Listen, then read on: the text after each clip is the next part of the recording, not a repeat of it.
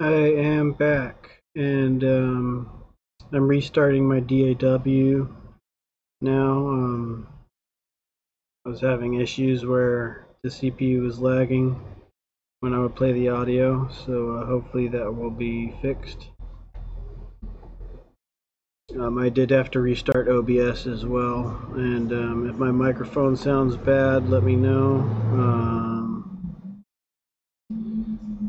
I am still adjusting on OBS with the microphone, and I'm outside, so there is residual noise. Um, so just let me know if it sounds bad. If you have suggestions, please let me know. And I'll be taking questions about my mastering process or any random questions about mastering. If anybody has them, go ahead and let me know.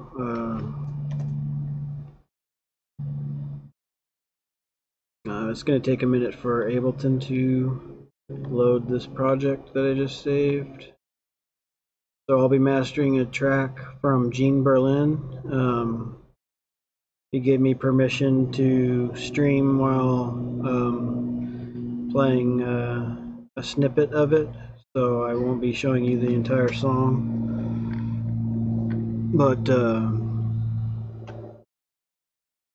he released 1 minute snippets of his up and coming album, which I've been mastering. You can find his stuff at soundcloud.com/Gene Berlin. That's GENEBERLIN. So Gene Berlin, all one word. Yeah, his album is going to be released on vinyl as well as on SoundCloud and Bandcamp. And today I'm doing the mastering for one of the songs for digital reproduction as well as for club play. So the ceiling is close to 0 dB instead of -1 dB for SoundCloud, etc.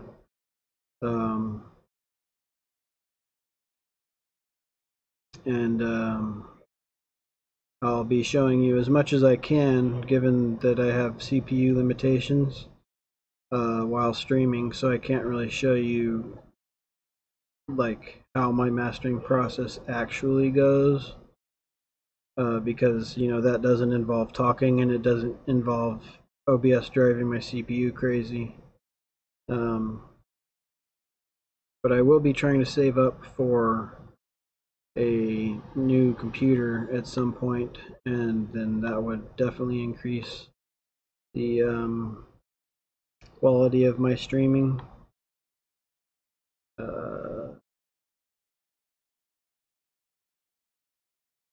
Obviously, I have issues with my webcam.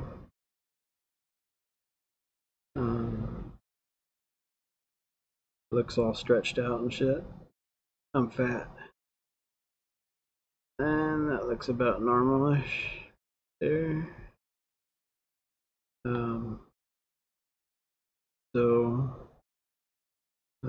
Yeah, without doing anything with my DAW, my CPU is already up above 70% with no browser open. I probably need to reinstall Windows and go with Windows 7 at some point. This is an older machine, but I think that the streaming should work and I should be able to still get my mastering job done, or done-ish.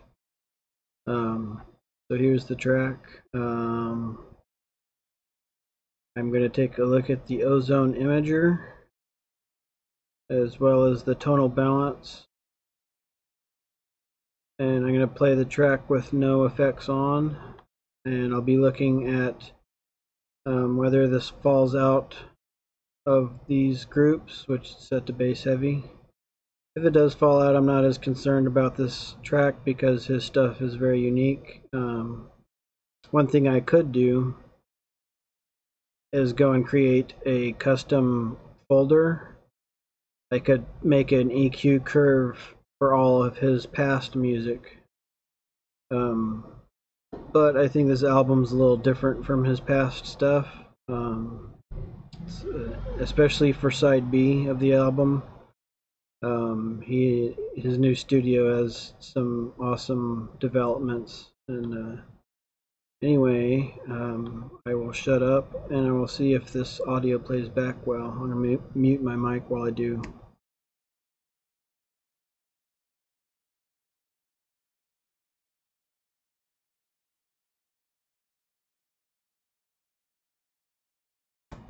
Oh, I will take questions periodically, so leave comments.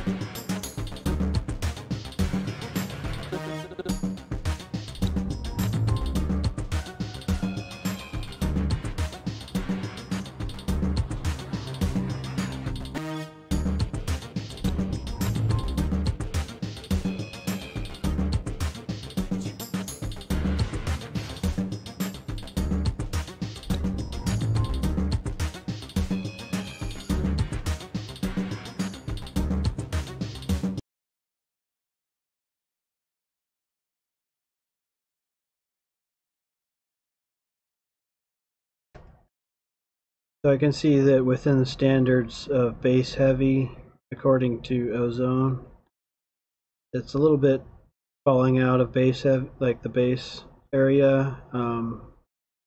And I saw that in the intro the highs were way low.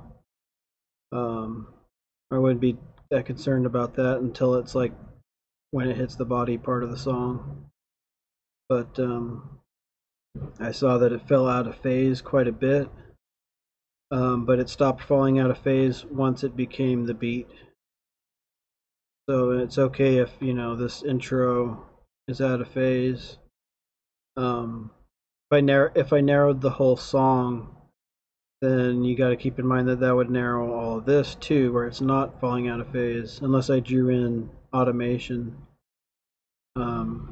I might draw in automation and make this intro part less wide, so it's less out of phase. But and one thing I always do is down below 90 hertz, I bring down the lows so that it's in mono. I use some other side shaping tools just to get this bass stuff as close to mono as possible, because, you know, with EQs that offer mid-side shaping, you know, you can drop it down to a negative infinity and it's still got some stereo image going on there. And I do a standard thing with FabFilter, and in this case I'm not going to show you that because of CPU issues. But alright, I'm going to play the song again. I'm going to hit the learn button.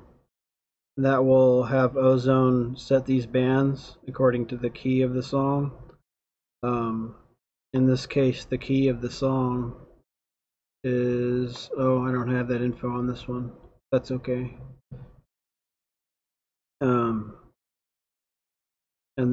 And also keep in mind, if you hit this learn button at different times of the song, it's probably going to set these differently.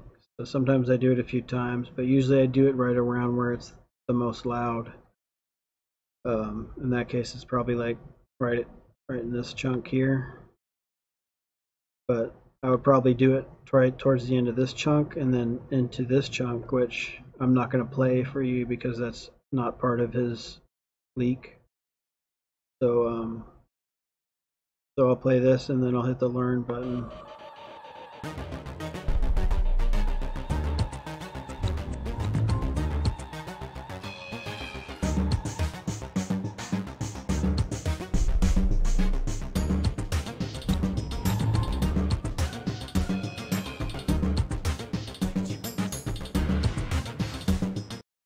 Now that's probably pretty accurate right there for the entire song. I can close this tonal balance for now. Go ahead and turn it off.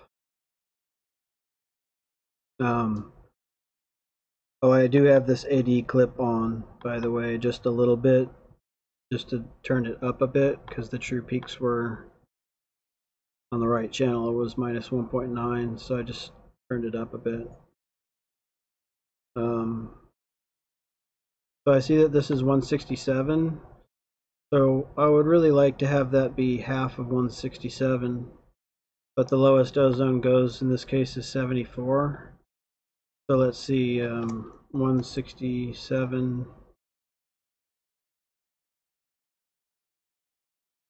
So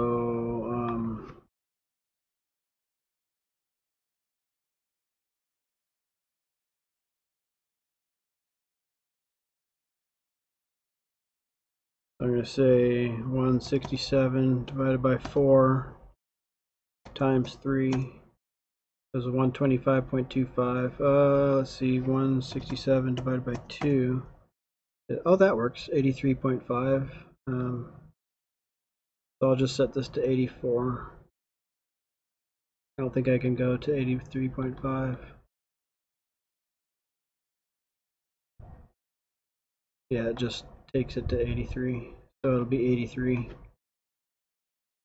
And then I made this low band closer to mono, or as close to mono as possible. Let's go ahead and solo that low band, and then we'll press play, and if it's anywhere other than total +1, then we see that that is still got some stereo image.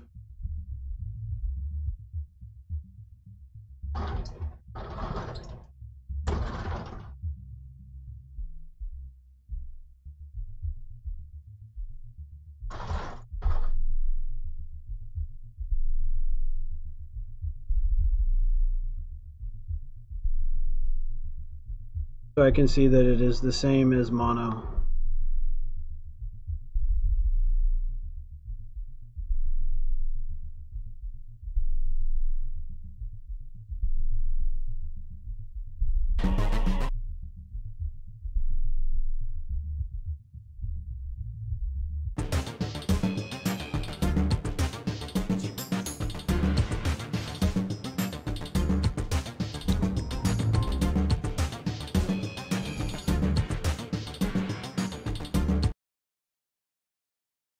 So for now, I'm not going to do any other stereo imaging. I'll do that at the end before the limiters. So I'm going to go ahead and leave that on unless I need to turn it off because of the CPU. I'll also note that my FabFilter Pro Q hack to calibrate my headphones is not loaded up here or engaged, so that you guys can hear the audio without the effect of my calibrated headphones hack. And if you're a mixing or mastering engineer, I would say to definitely look into calibrating your speakers and your headphones. If you consider yourself a mixing or a mastering engineer and you haven't done those things, then you best check yourself, boo. Okay, so what I did in the beginning was I ran the audio through Mastering Assistant on Ozone 8. It's loading up, it takes a minute. And then I saved the maximizer setting that it chose as a preset, and I removed it from this Ozone instance, just for the purpose of CPU consumption issues.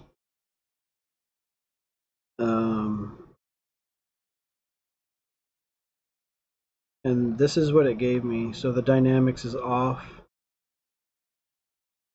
For this album, I'm pretty much not using any compression, if at all possible. I think I might have used compression for one song. I don't recall if I did. So I see this EQ, and this is what it suggested when I played back like the main body part of the song.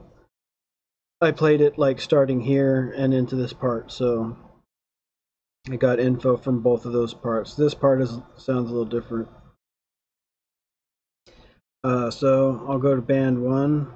I see that it set it to minus 1.28. I'm going to say minus 0.128. A good rule of thumb is to do 10%, 10 to 50% of what it's doing, like what it suggested. Actually, I'll go ahead and say minus 0.23, closer to 20%. I like to have the dynamic EQ do more of that shaping than standard EQ. If I'm trying to preserve the track as the mix is, I usually always switch the EQ and the dynamic EQ to digital. Oh, and another thing to point out is see how this has some additive EQ. That might sound better on analog, and in this case, he's starting to boost the gradual shelf around 2K. Well, this clariphonic EQ here would probably handle that better. And usually I put my additive EQ towards the end of my mastering chain, usually before my tape and my vinyl, or after my tape. In this case, I kind of set this kind of standard rack that I'm building isn't complete yet. So it goes to this tape stuff, and then it goes to the additive EQ. I'm experimenting with these console buses. I know this isn't something that would be used normally. Like I'll activate the channel at the start of my rack, and then the bus console at the end.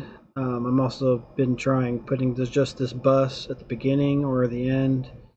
I'm probably not going to use that in this case. It's not a standard practice. I will probably toggle them on and off just to see how it sounds. Let's do that right now. I'm going to turn on Ozone as well, and I'll mute my mic so that there isn't any microphone interference with the music. Check, check.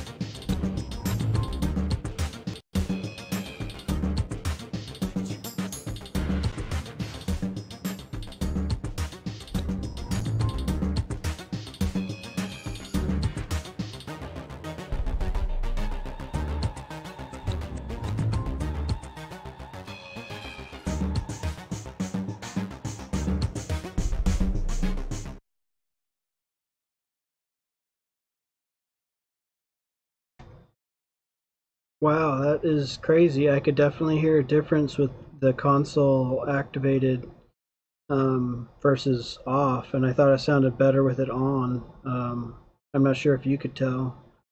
Very subtle.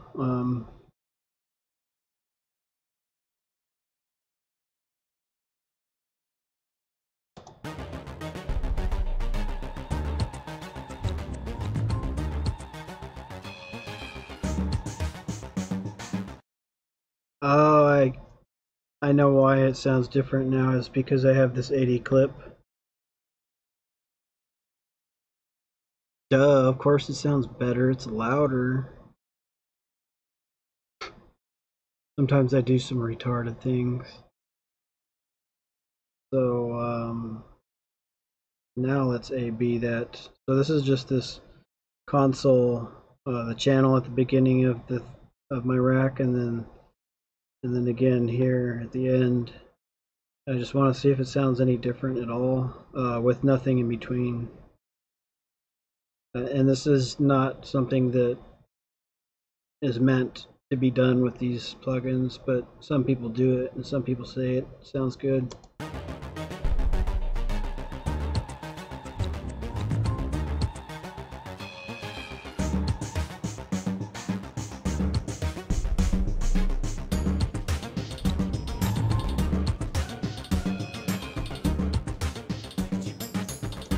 Yeah, it sounds better with it on. Oh wait, let me do that again. I like to close my eyes so I can listen better.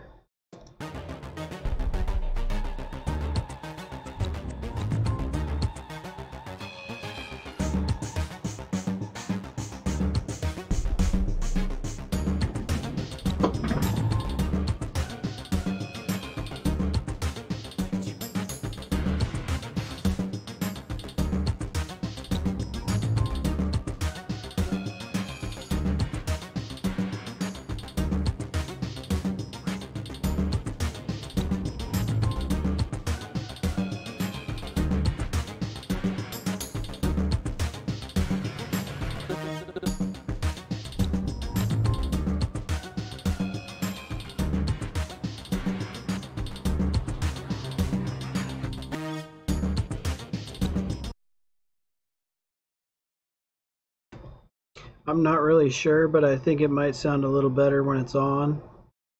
I could be wrong. It would be easier to tell with the studio monitors. So I'm going to keep it on for now, and then I'm going to use, I'm going to start using other things, and then it'll probably be more noticeable when they're on or off with other things going on in between.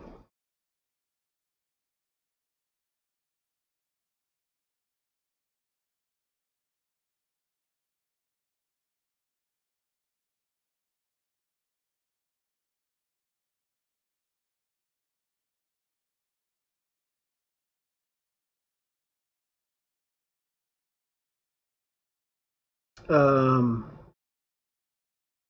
so for dynamic EQ, okay, if you were here earlier, you saw that I used their mastering assistant, and then I basically set these all to 10 or 20%. These were additive here. I probably will actually, I'll go ahead and turn everything additive off. So this low shelf is doing 20% of what they suggested. I'm going to go ahead and make it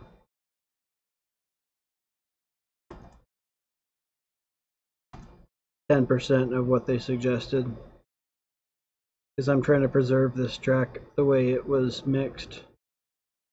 If I need any bass ducking, I can do that with dynamic EQ a lot better. Same with dynamic EQs. Make everything less. Minus 2.3 is good.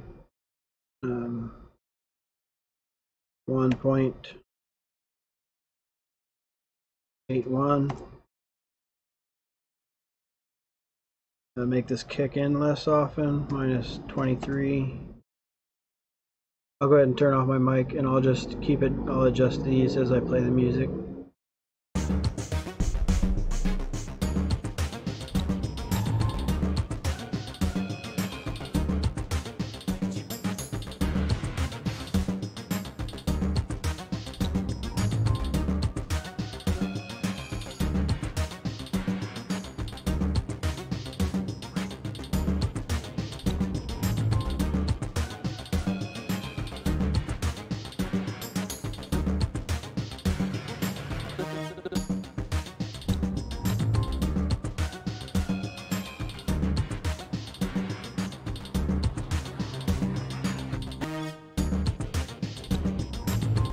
Really, the idea with this dynamic EQ is to get these to where they're kicking in every once in a while, but not too often. You definitely don't want them to be constantly ducking. You know, I used to clear out this muddy area of 200 to 600 hertz with regular EQ with really narrow cuts. And now that's possible with digital EQ, and the cuts don't need to be so narrow because it's not always happening.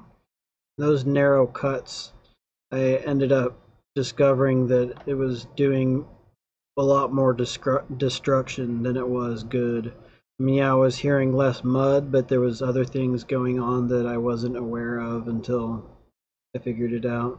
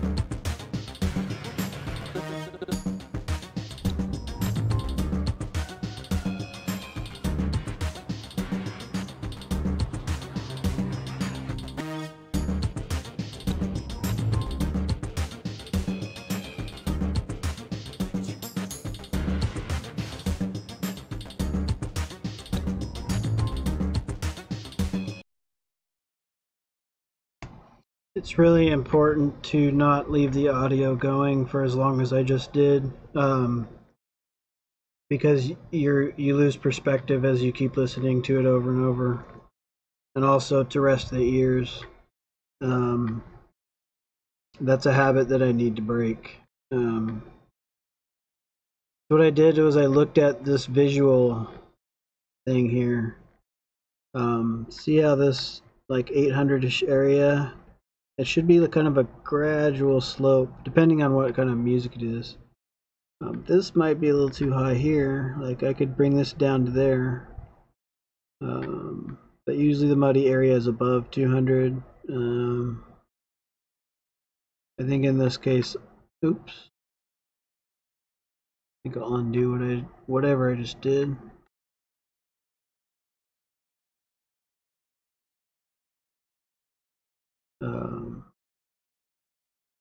I'm gonna go ahead and make this 193.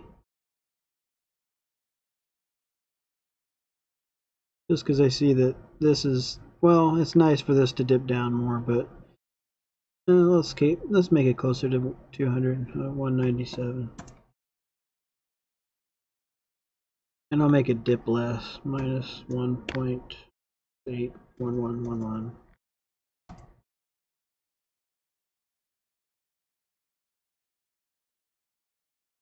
I made this pretty narrow. Could be a little wider actually. So 4.44. And I'll consider boosting this just a little, but kind of thinking that's he did that intentionally.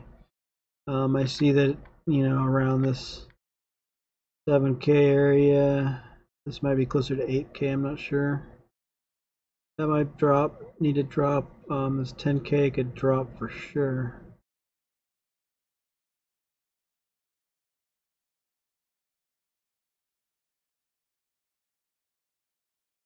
Okay, so what I'm going to do is we're going to drop in another dynamic EQ.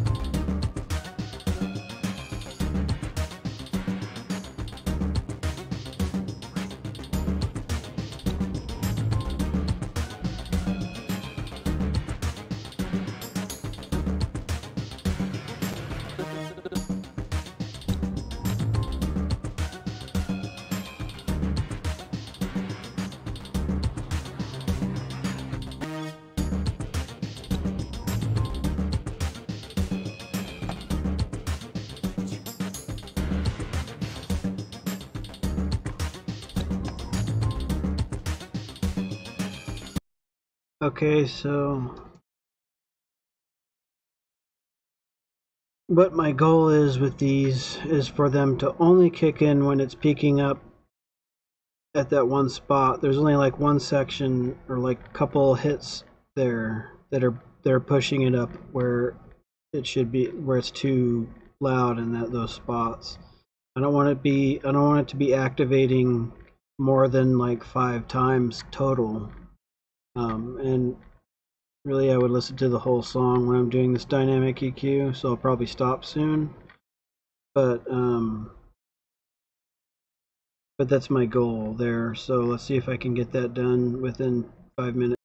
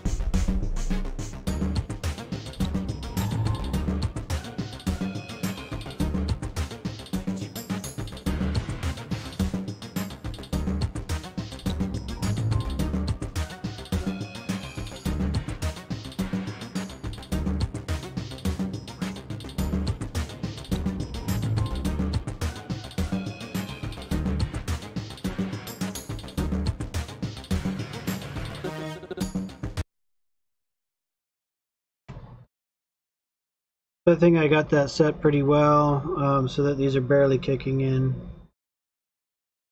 I do want to look at this first one again real fast, and I want to look at these lows, these things in the low area. I did add this low shelf, which I don't know if I really want it there, but I'm going to go ahead and keep that for now. If this was on analog, then I could oh, I was thinking it'd be nice if I could change the Q of the shelving EQ. Or it'd be nice if there was a high pass filter here. Oh, yeah, I know what I could do. I'm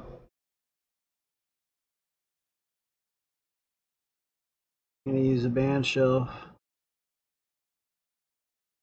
I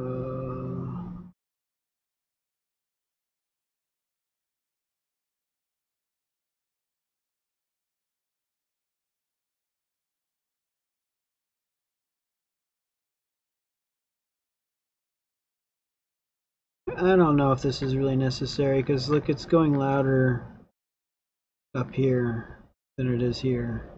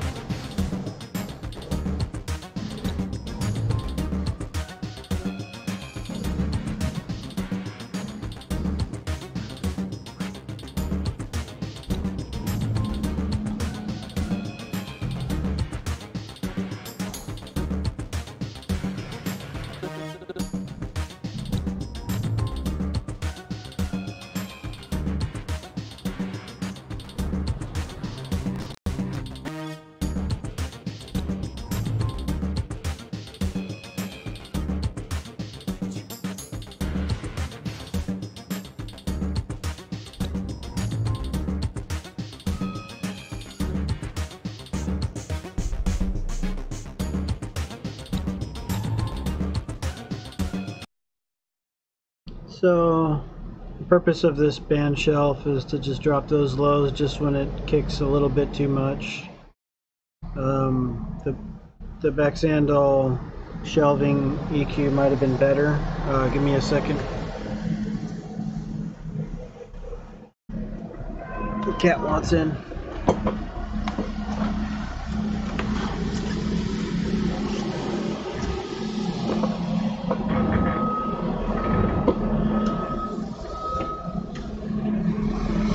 So if anybody has any questions, now would be a good time. Checking, no questions on YouTube. I will check.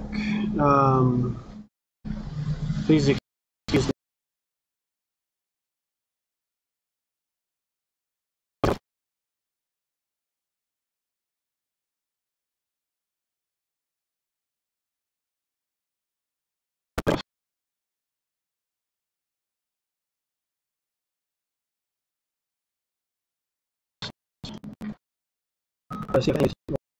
Looks like I have one viewer on YouTube.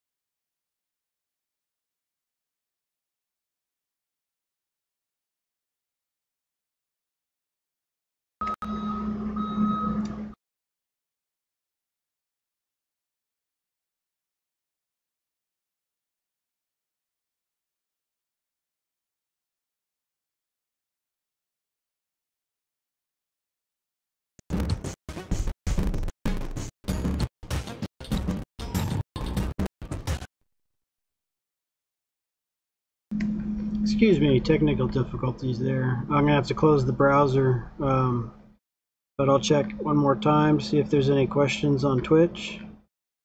Any questions about mastering?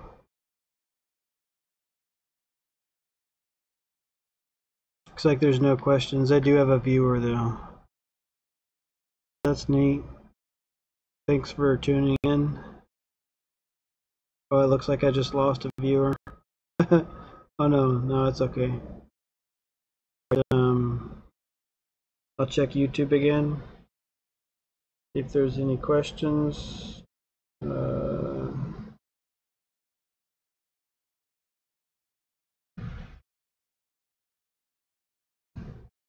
If you have any questions about mastering engineering, feel free to ask.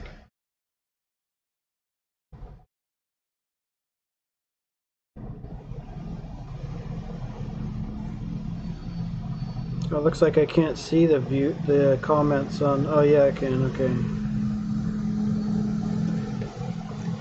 So I'll go and mute the microphone again because the sweeper man is here.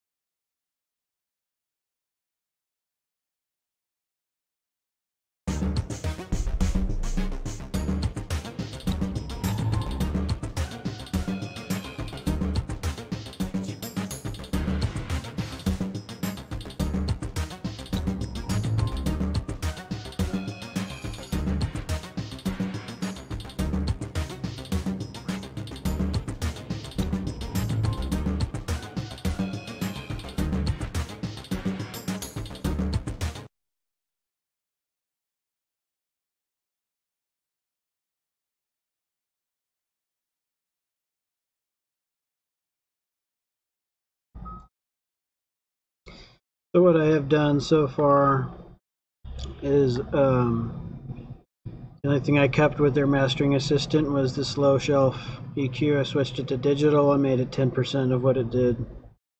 There was some additive EQ that I may or may not add later, but I'll probably do that with this Clariphonic. I switched the dynamic EQ to digital. I made everything more narrow, or I mean less narrow, smaller amounts of cuts, and they cut less often. I added something here. Here's one thing that I have been doing, but might not be as necessary anymore because I've been using Airband's stuff to shape the highs, namely to vinyl. But here's a neat little trick. I was taught to do this by one of my mastering engineering buddies, up around 20 kilohertz.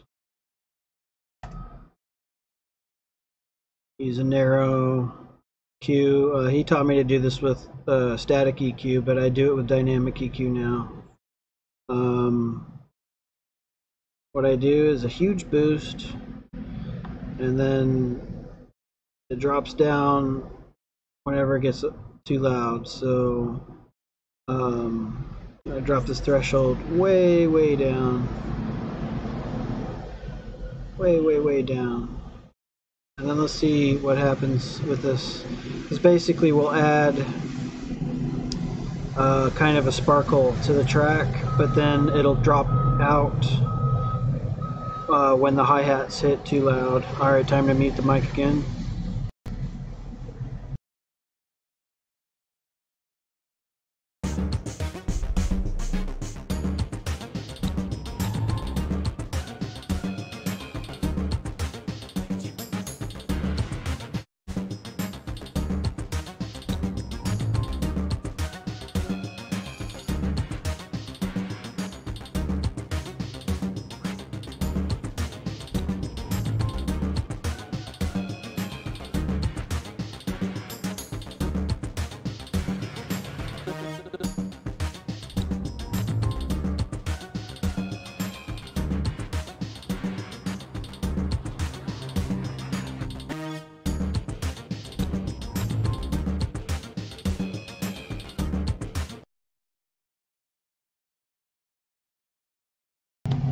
So when that dropped below the 0 mark on that spot, that means that it's cutting too much there. I just wanted to go back down to 0 when the loudest hi-hat hits.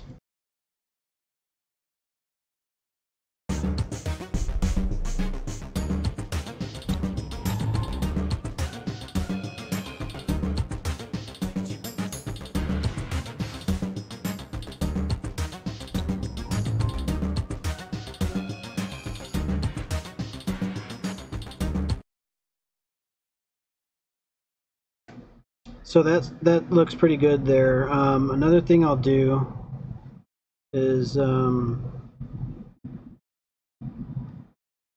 Ozone had suggested this high shelving cut. They set it to 2 dB. I made it less. What I'm going to do is offset, let's say 1.111, and then I'll go ahead and cut minus 2.3. And that way it's adding some air up here to everything when the cymbals and hi-hats are not hitting, and then I'll adjust this threshold and the gain reduction and the offset as I play the audio.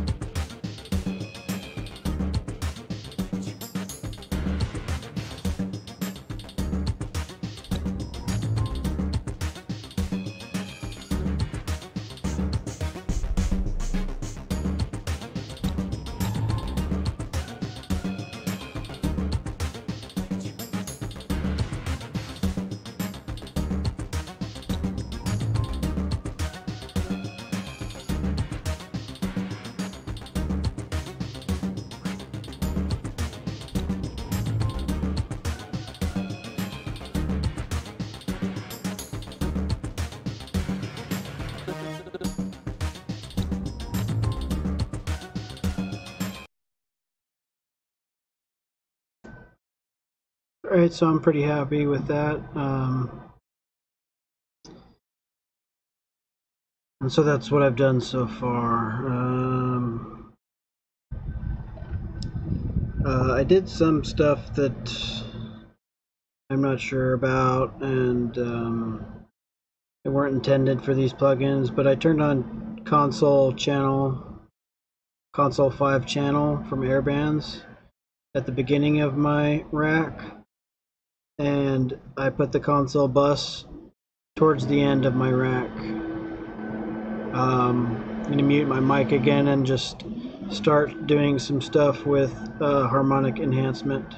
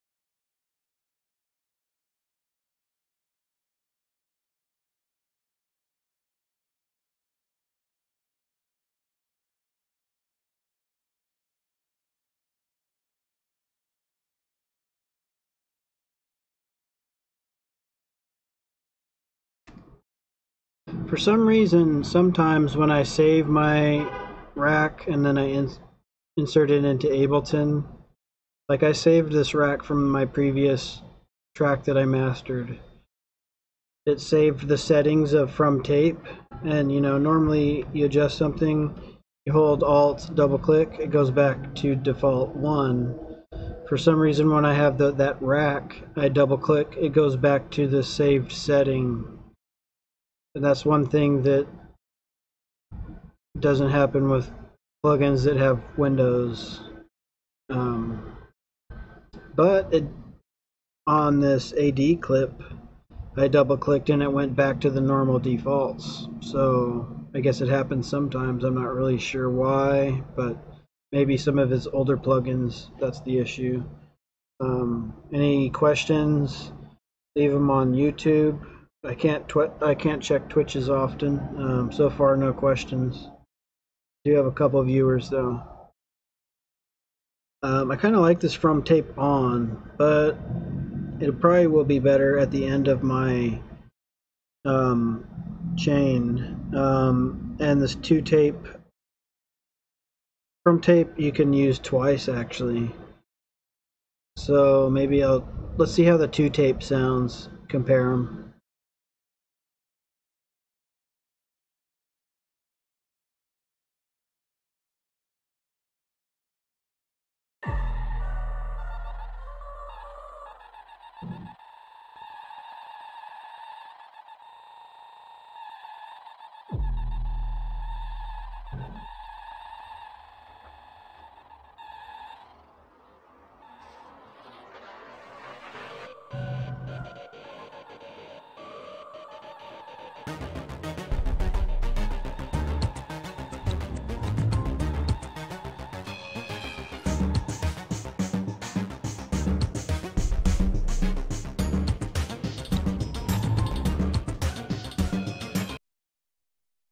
What I'm going to do is I'm going to raise it up by 6 dB with bit shift gain.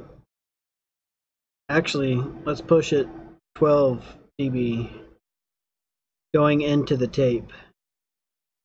So it's coming in hot, and then I'll lower it by 2. This way we'll be able to hear the effect of it more, and it might be distorting. For the purpose of subtle coloring, usually I do the opposite. I'll lower it by 6, maybe even 12 dB. Sometimes I'll use purist gain if I need to dial it in more. I find that to be a better way of doing it than using the louder knobs.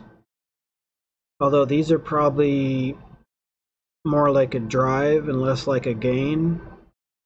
So purist drive might work, but these are they probably have the purist drive built into them. But this bit shift gain does gain changes without any audio quality loss, so absolutely zero quality loss. Whereas any other gain on the market, that's not true. So that's pretty neat from Air Windows. Thank you, Chris. Air Windows, you're awesome. So let's hear the difference between this, which is more subtle, and this, which is more like an analog emulator, because it has this flutter here. And then I might adjust the softer and fatter here, softer and weight, which fatter adds more bass, softer softens the hi-hats.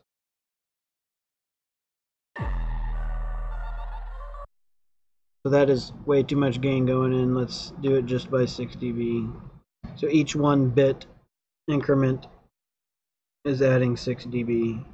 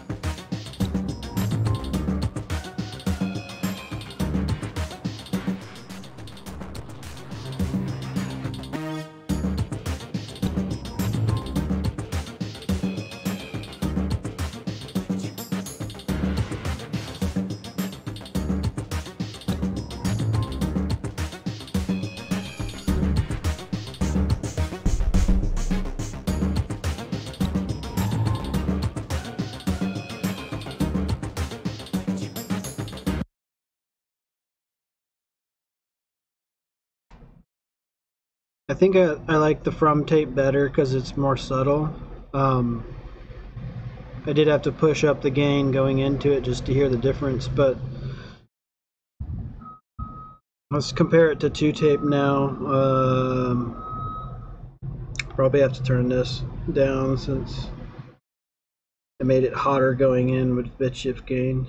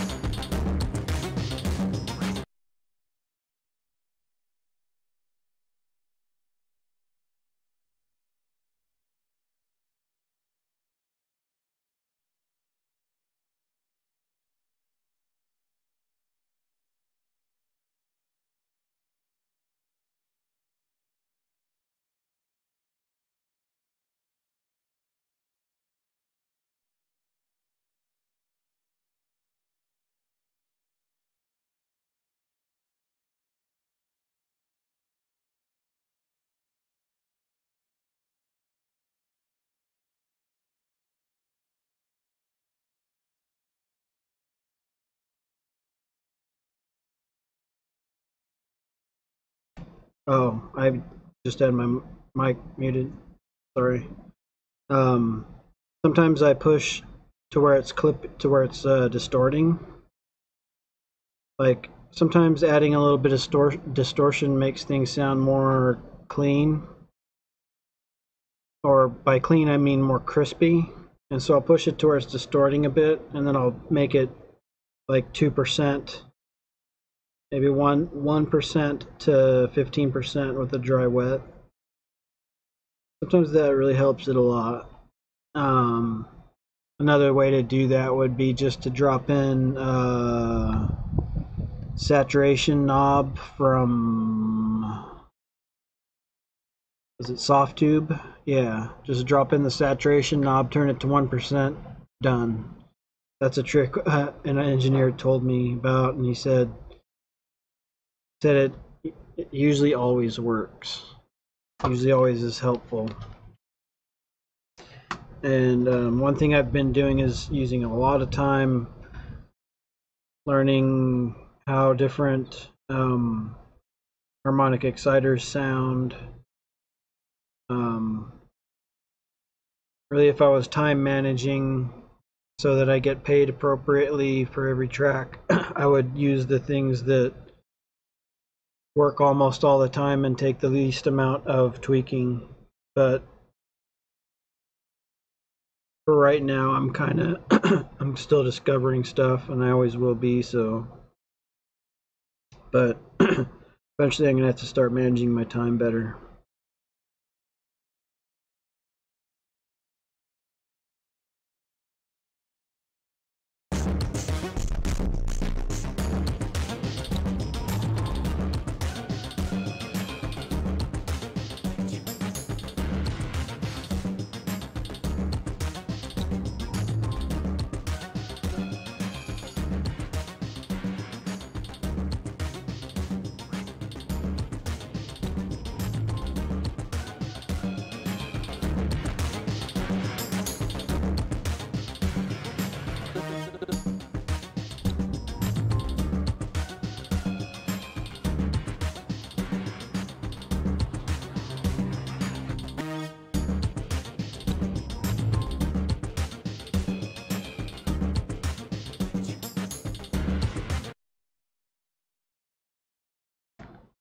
See, one wouldn't think that adding that horrible distortion would do anything to help it, but at 6%, 7%, I thought it sounded better. In this case, I'm not going to do that. What I'm actually going to do, well, all right, I'm going to lower this. I'm going to raise this. Now it's going to be really subtle. Might not even hear the difference, but I'm going to pick one, from tape or 2-tape. This would give the advantage of the flutter being more like an analog console, which helps shape the hi-hats so that they sound less digital, which might be more necessary on this track because those hi-hats are pretty obviously digitally. I don't hear a lot of variation in the volume. And the flutter is kind of a little, or like a really kind of fast, like faster than that, but it's like a type of just in the highs, makes it sound more alive. I'll turn it up so you can hear it.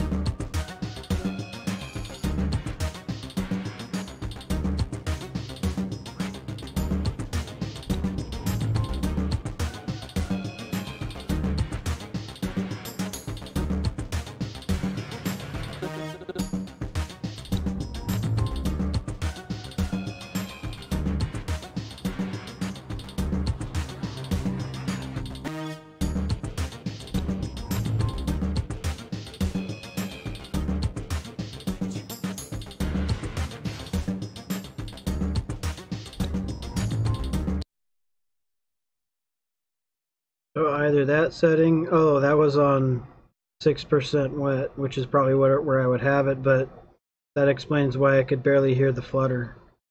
Okay, so just to show you the flutter.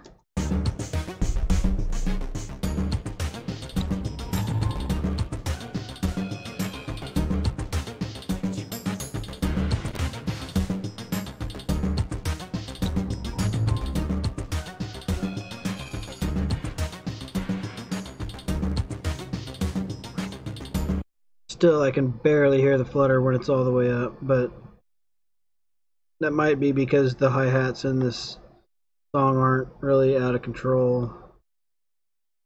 And they're not happening like frequently enough for me to tell the difference that well. And I'm driving the gain down going into it, so it's very subtle. But I think I like that setting. And then this was good. It was good at 6%. I'm going to go to, well, let's do it by ear.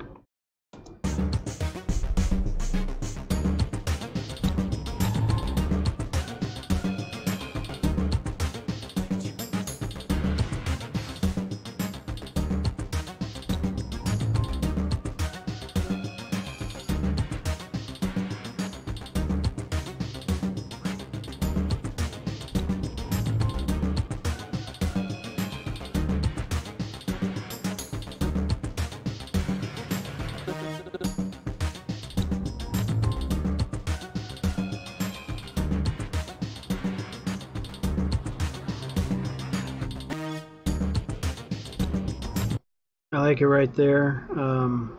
Compare that to the from tape. Could even use both of them, but I think that would be too much. Could use 2 from tapes.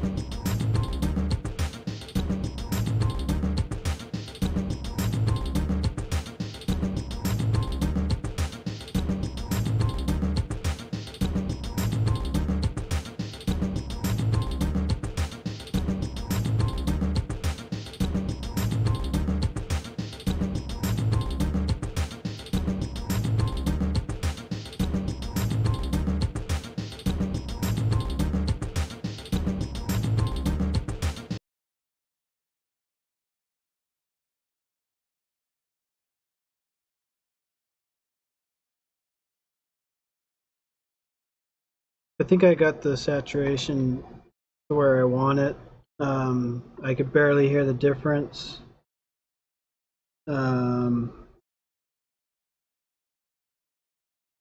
think I might have been overdoing these desks. Let's try it again with these desks on or off.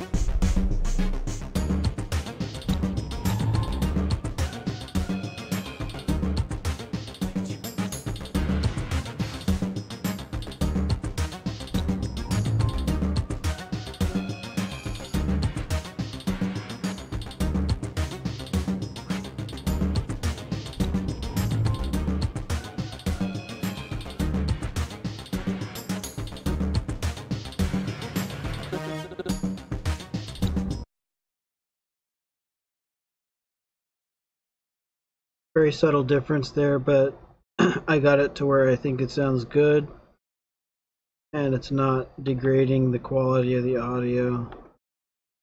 I pushed it to as much as I wanted, or as much as I felt was the highest setting I could get it to go to, with the song still sounding very much like it did without the effect on.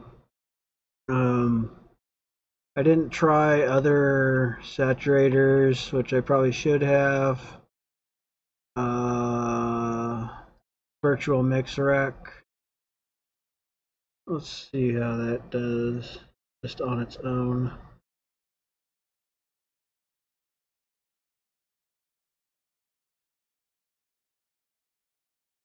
I use isotope ozone exciter a lot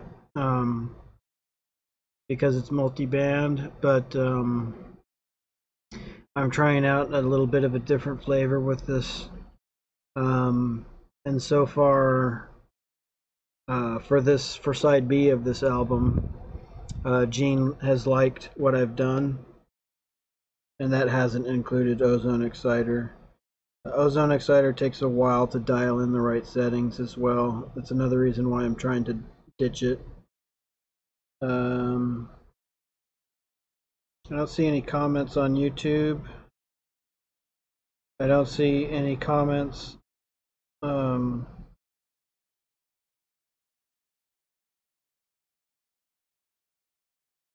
Maybe I'm not viewing it correctly. Let's see here.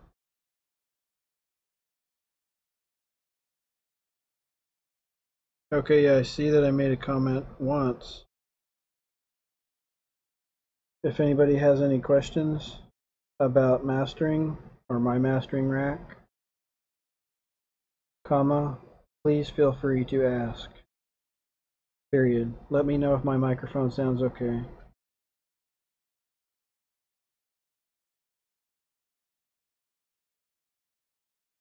So yeah, I'm watching the chat occasionally on YouTube. I'll go ahead and load up Twitch real fast on my browser. Keep it closed while I'm doing stuff. So now's your chance to ask one. I don't have any viewers on Twitch. Oh wait, yes, I do. One.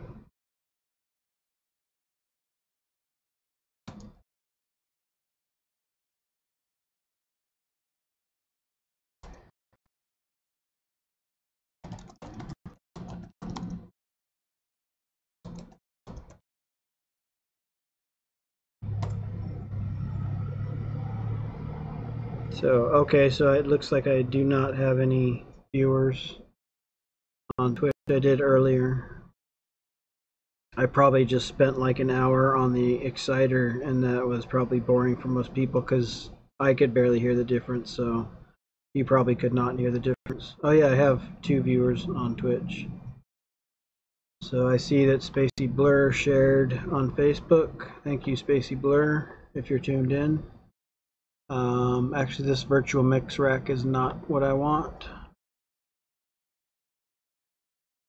I was looking for one of these new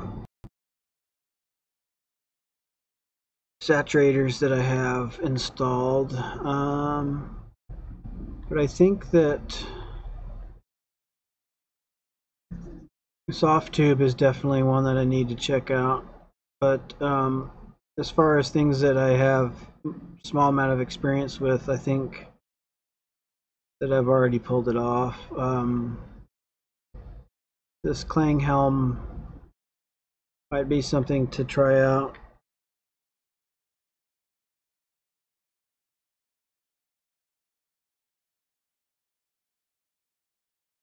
There's another Klanghelm tube that is like a tube compressor that I need to install that I'm excited about. I guess the SDR8 or not. What is this? So this is a compressor. I don't think this is the one that I want, but let's see here.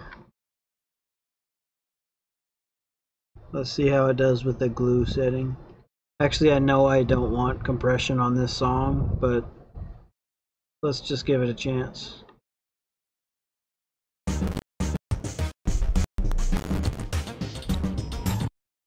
I gotta close my browser.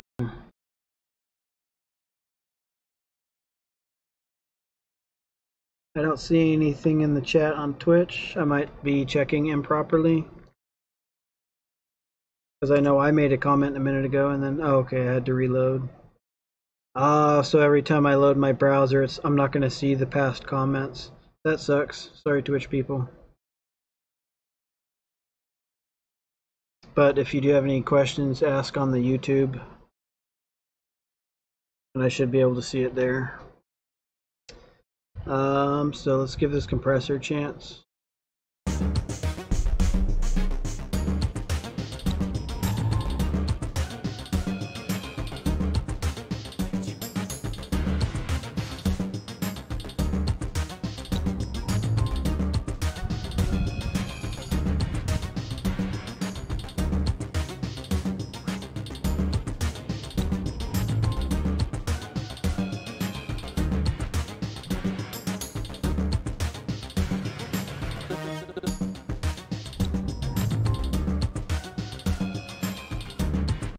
This might be worth checking out at a later time, but I can see already that I'm going to need to watch some tutorials and play around with settings.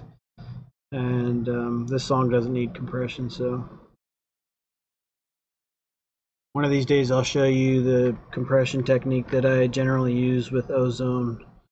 Pretty much always works when I want to clean up the lows, keep them under control a little. Oops.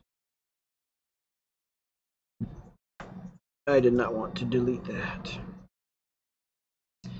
So I think I'm almost done with stage 1 of my mastering rack on this.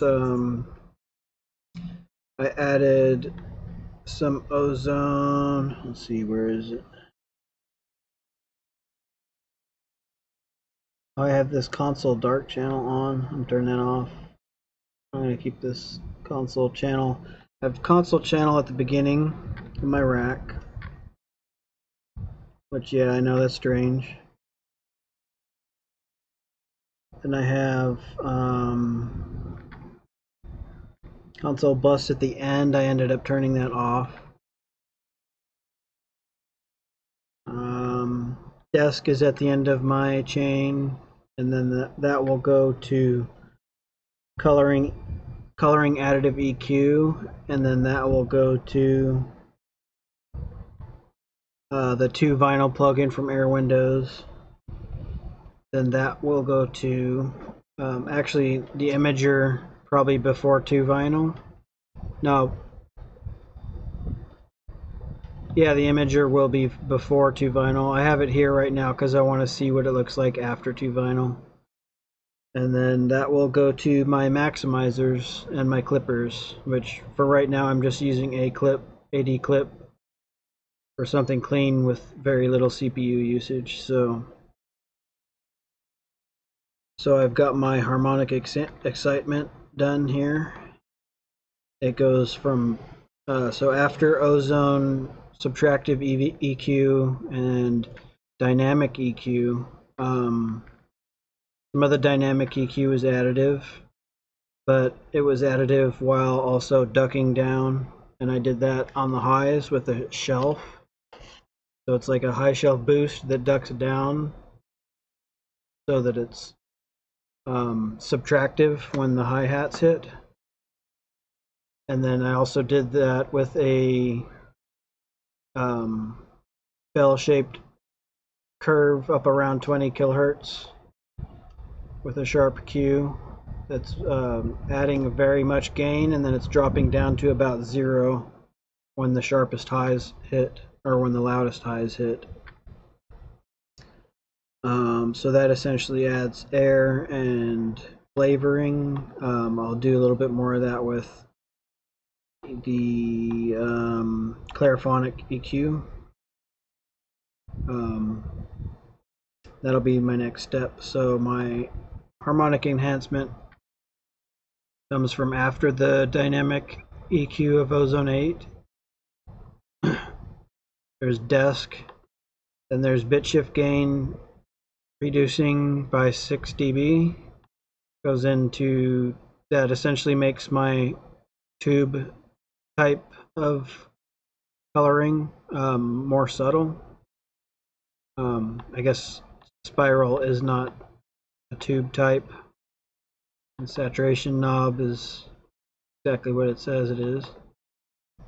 The true iron, I dialed in this setting, turned it down to 13%. Could be even a little less, but I wanted to get it as much as possible with this. Spiral is about 13% as well. I dialed in the input knob. Didn't mess with the presence or the high pass.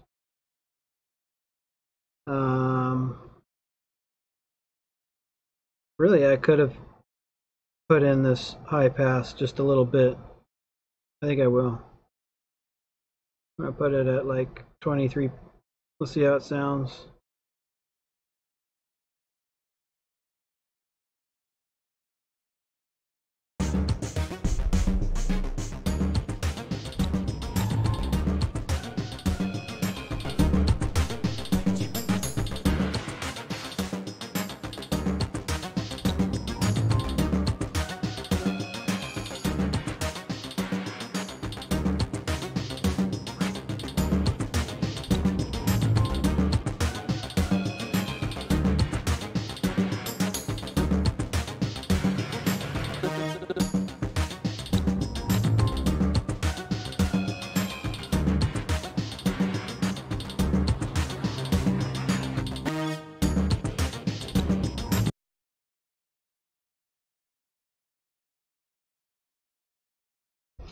So that sounds good.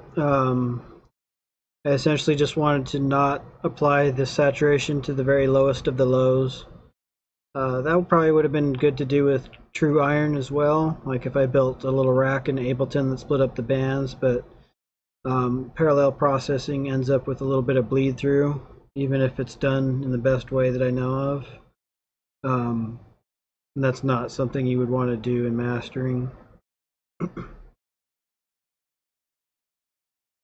So I got this set good. Now I'm going to bring it down to about 13%.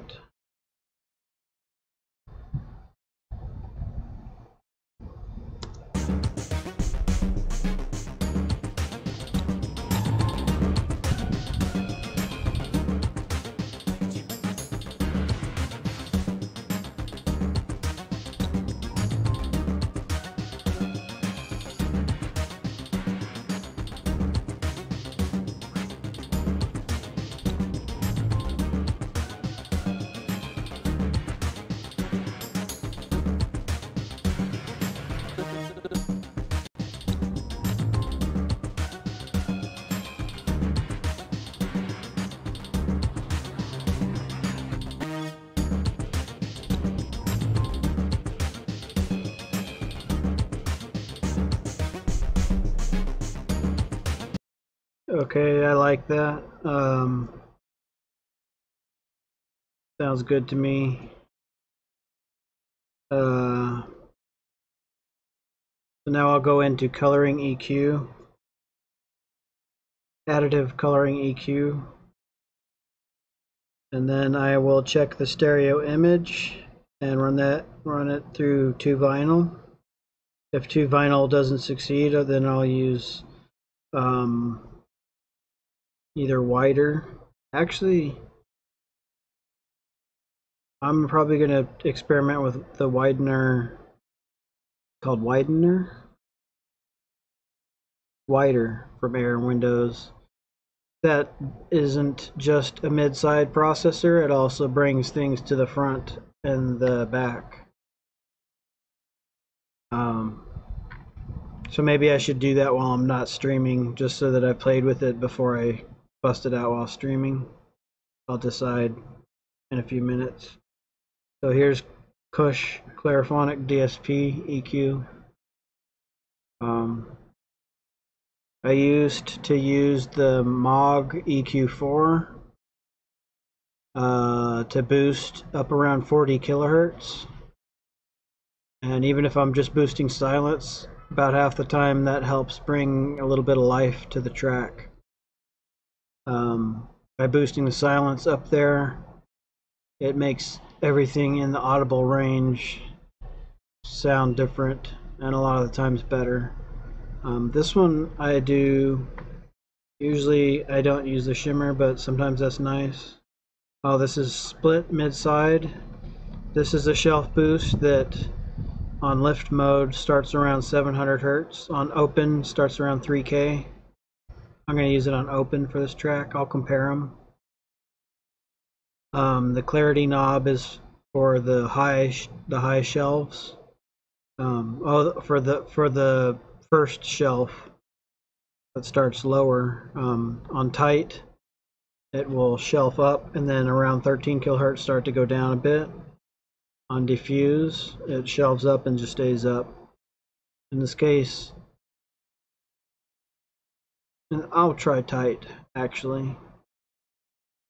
I already did a little bit of shelving boosts with the Ozone dynamic EQ, so I'll shut up and I'll show you this. Oh, on silk mode, it's a shelf boost up around, I think, 39 kilohertz. If you can switch it out, you can switch it over to this side. Sheen, I believe the boost is up around 13 kilohertz, and presence is up around 9 kilohertz. I'm not sure on those. Maybe 7 kilohertz. I usually like to use this silk or have it off.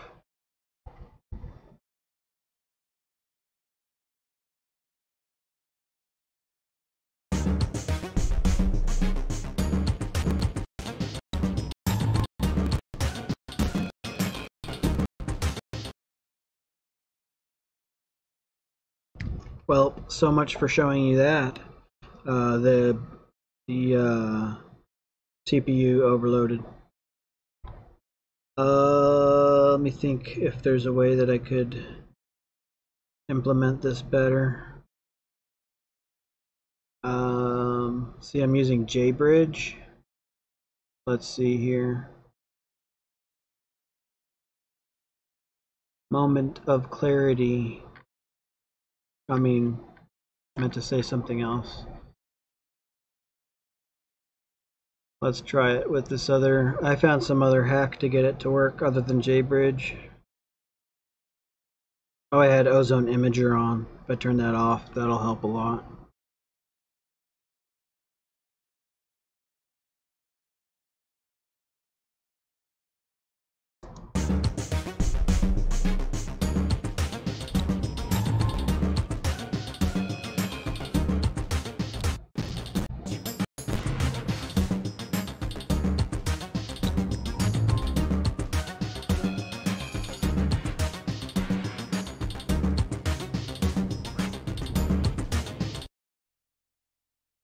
Just for the purpose of this video, I turned ozone off for a moment so that I can show you the clariphonic, but you know, I'll probably tweak the settings with it on after turning the stream off. And then I'll go ahead and render, and then I'll go to my maximizer stage and I'll show you how I handle that. I'll probably tweak a few things after ending the stream before I render. But the goal is to get this song done today and then hopefully the next song as well. And I know by streaming I'm screwing up my time management, but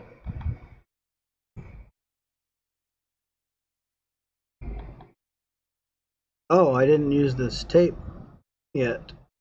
Let's see how this goes with the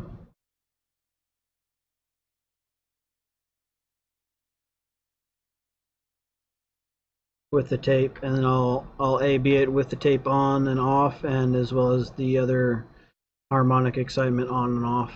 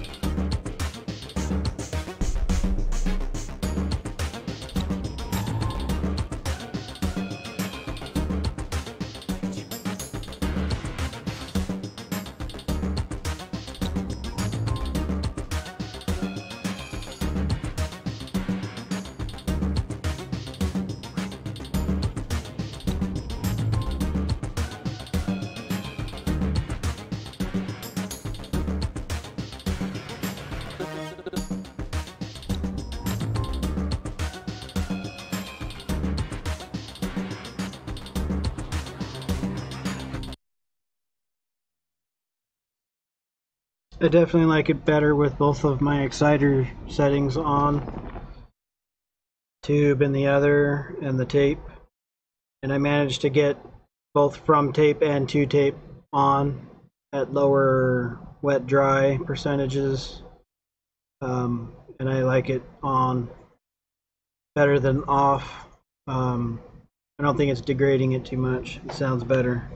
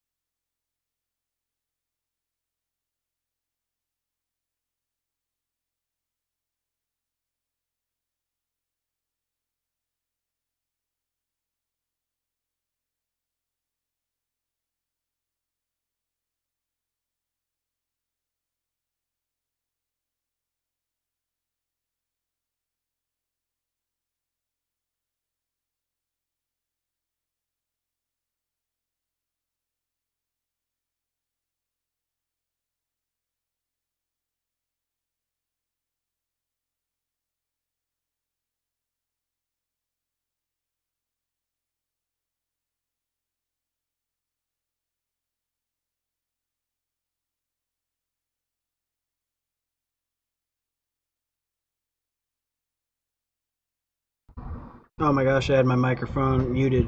Well, at least I left comments that asked for questions. If anybody has any questions, wait until the next time I ask for questions. because I can't see Twitch comments until after I've loaded my browser up. I have to keep it closed for my CPU. So I just went over everything that I did.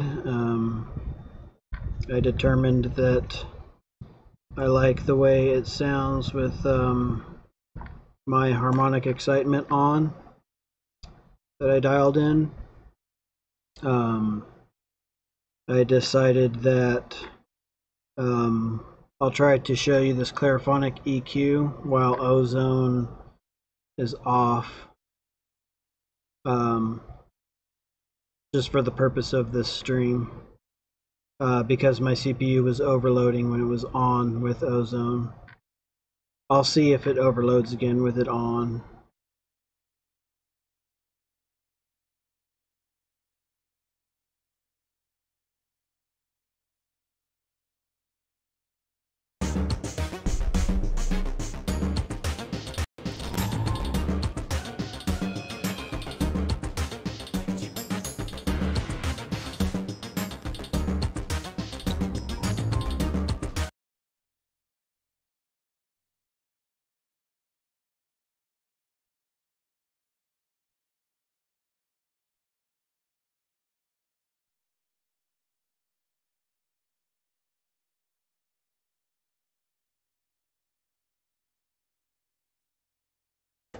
I'm just going to see if it uses less CPU with Blue Cats. Probably uses more.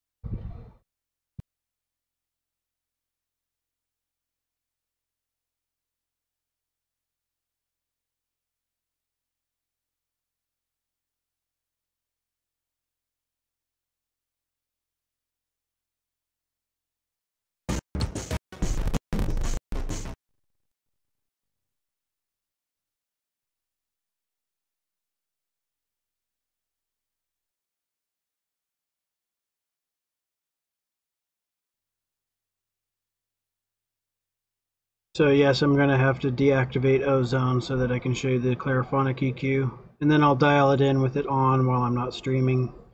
And then I'll render, and then I'll show you the maximizer settings in a later stream today. Or I'll show you my maximizer process, which might be a little difficult because I do push the CPU up on my maximizer stage.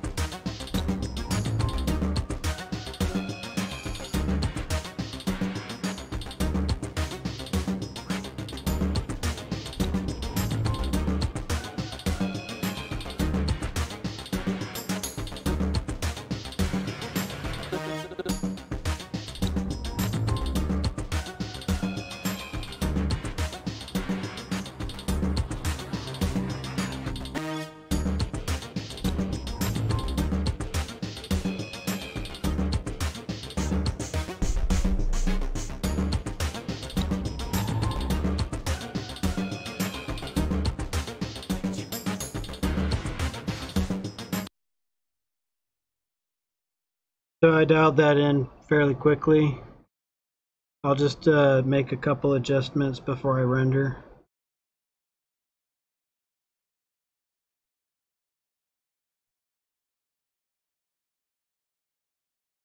That was on while I dialed it, right? Because I could hear the difference.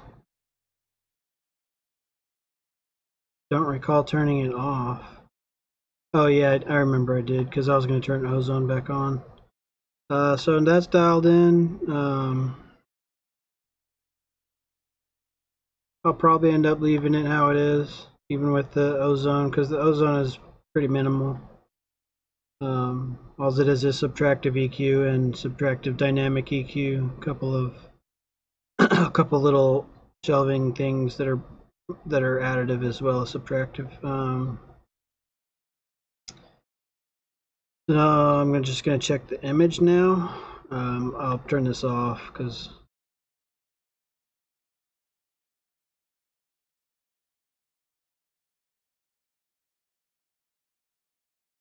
actually I think I'm fairly certain that I'm going to do some other mid-side processing with dynamic EQ here. I'll switch this. This shows you one of the things that I do very frequently is this up around 20 kilohertz big boost, and it drops down when the highest highs, when the loudest highs hit, drops down just above the 0 area. And then on the other one, I have two dynamic EQs going on. One's in this ozone 8 here. Another one was like a shelf, very gradual shelf that adds some error and stuff up there, and it drops down below 0 occasionally, so that's kind of going up and down. Oh, one thing I should do is bring this attack to 0, so those highs aren't, the transients in those highs aren't too bad, especially for this album, because I want the digital mastering to sound as close to the vinyl mastering. So I'm going to do a vinyl mastering for this, which essentially will be exactly like my digital mastering with a couple other things tweaked so that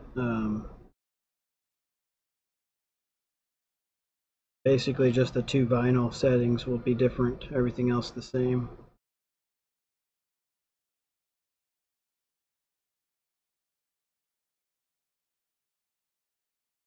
I think after this stream ends, I'll take a cold shower, and then I might not stream again until tonight.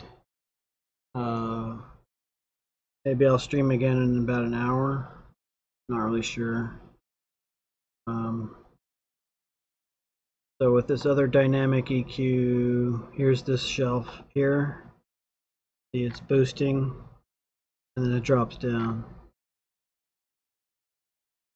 So I'm just gonna bring the attack to 0. Keep the transients in check, because especially for vinyl, those transients in the highs, you want to keep them in check. So, so that's that.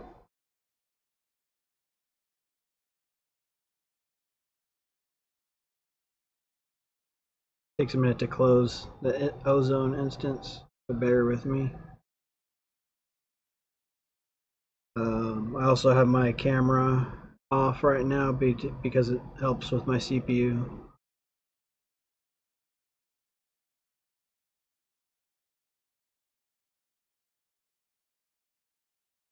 I'm switching this to mid side.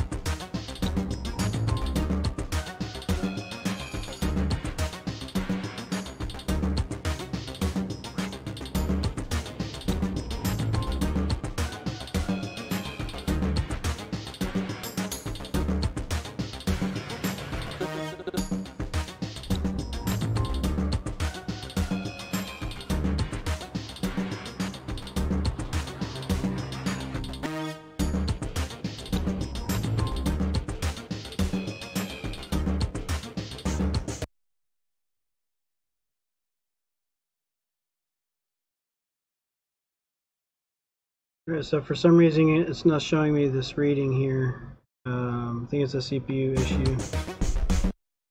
So I'm going to try out something.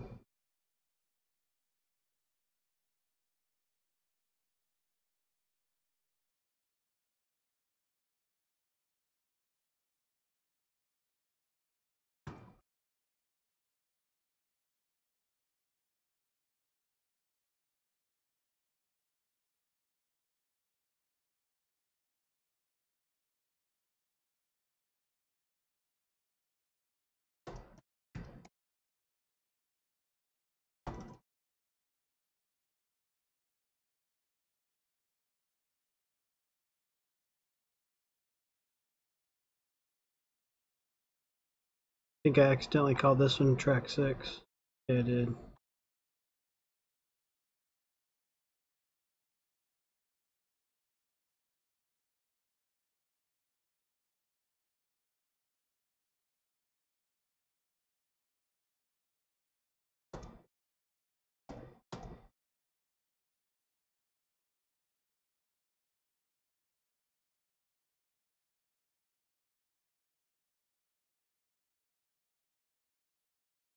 I'm hoping there will be less CPU used when I use the standalone plugins instead of the Ozone 8 instance. I know that the signal gets passed back to the DAW after every single one, and I think one Ozone instance helps with that because it doesn't pass it back to the DAW and back to another plugin a bunch of times.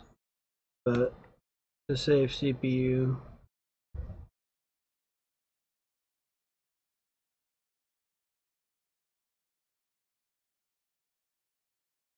going to load another image, dynamic EQ. Ah,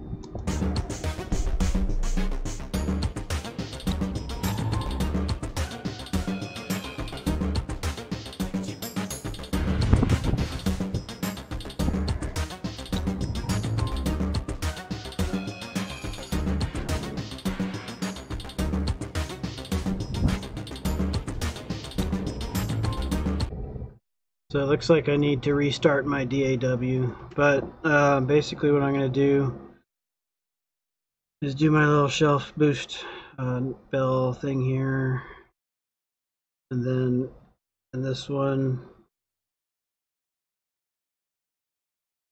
well, I'll go ahead and restart my DAW while streaming.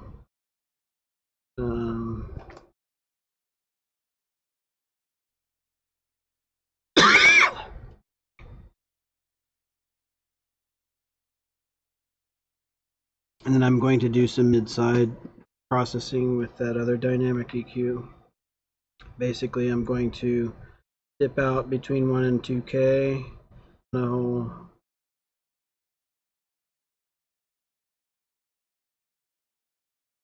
So it'll take a minute for Ableton to close and everything. I'll take this opportunity to take questions. If anybody has questions,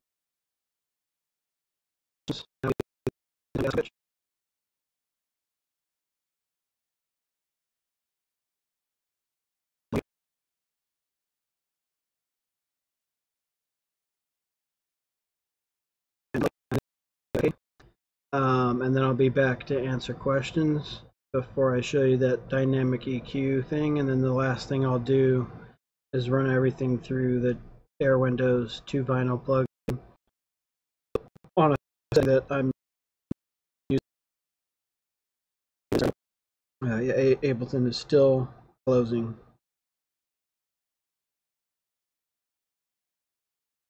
So if anybody has any questions, now would be the time to ask, and I will check them when I come back from my 5-minute break.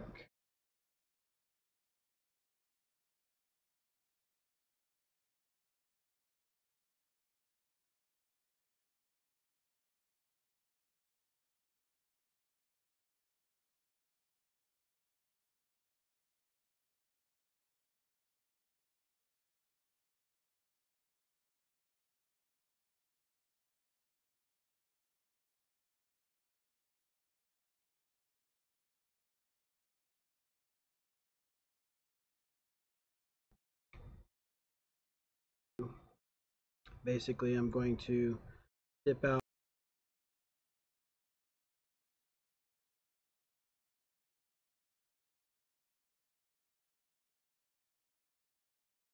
All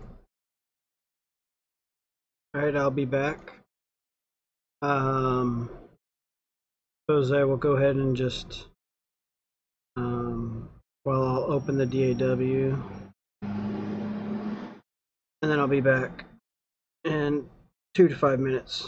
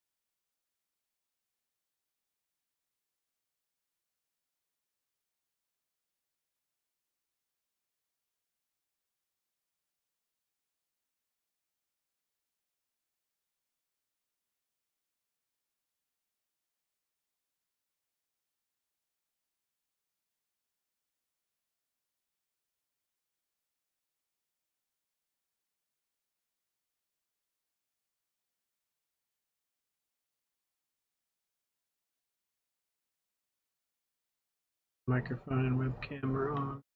Turn.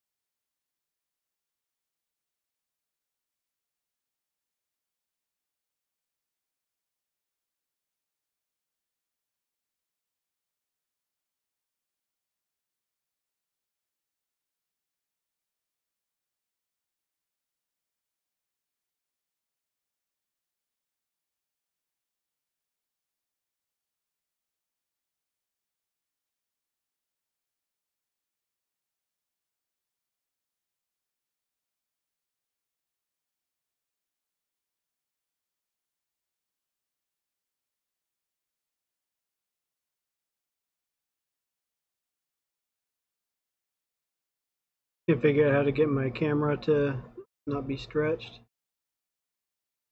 but so I'll just finish up here. So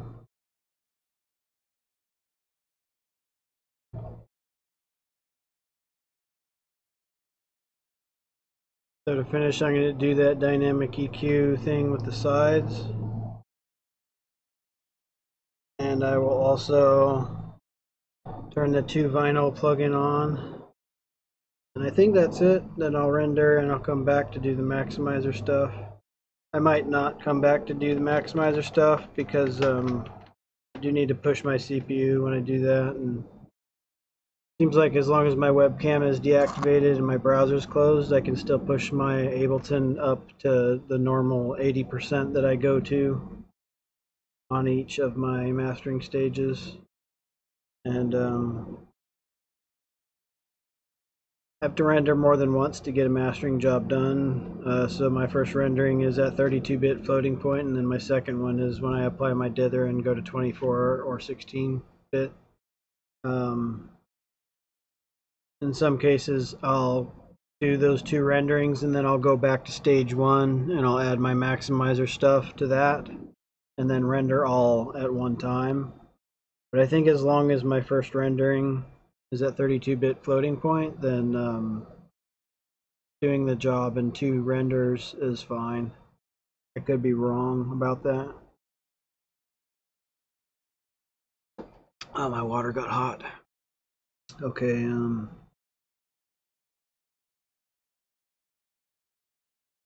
so where were we? I'm gonna go ahead and mute my mic.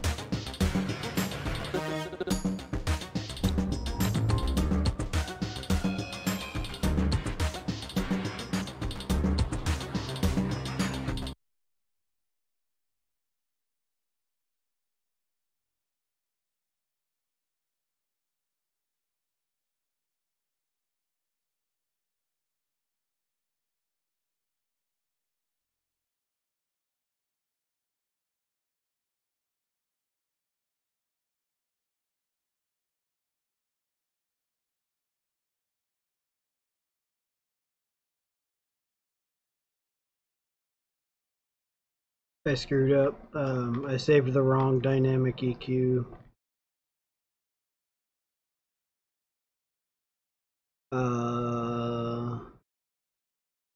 So I'm gonna have to go back to an older saved project.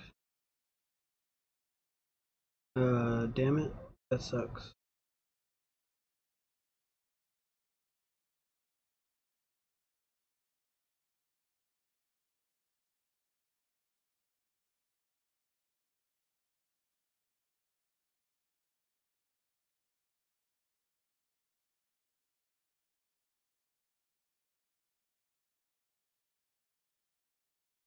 Starting to become hard for me to see the monitor because it's so bright outside. So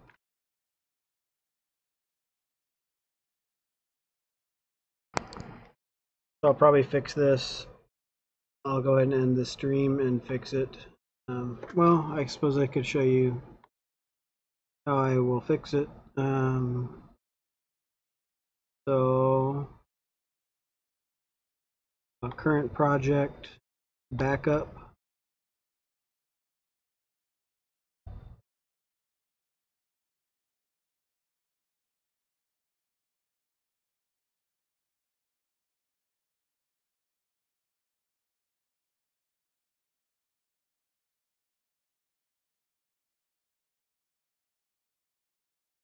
So Ableton saves all these backups.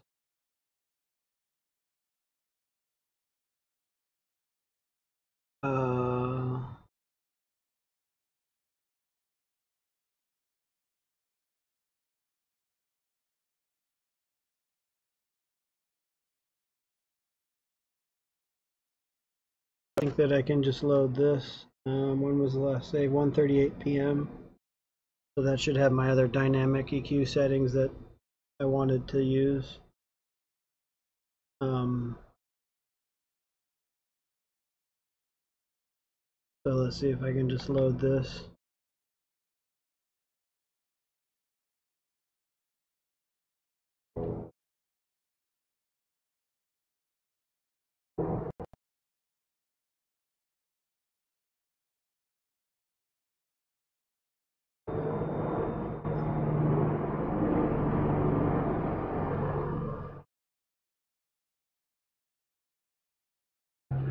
So I'll just load that, and then when I start my next stream today, I'll show you what I did with the dynamic EQ. Although it would be more helpful for people to watch me do it, so maybe I should keep streaming. My beard is out of control today. Let me see. So taking a minute to load.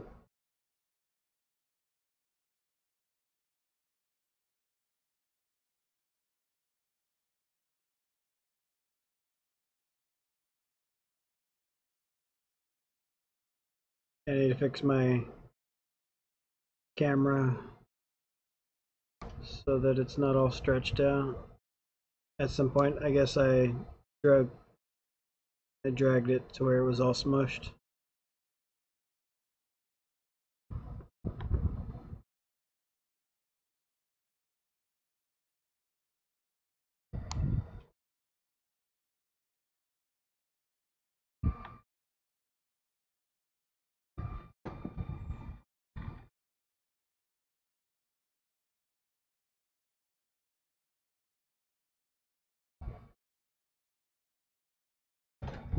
Well, it looks like you can't see my display capture anymore.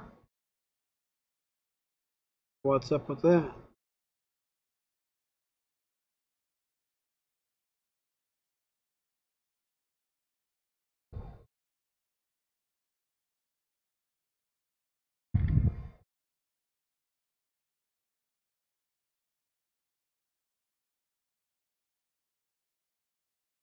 Wonder why that went out.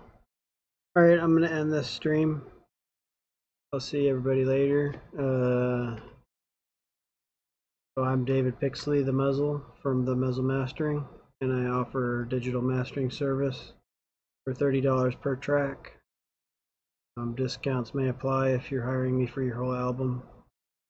You can find me on facebook.com/THEMUZZL3 or facebook.com/THEMUZZL3 MASTERI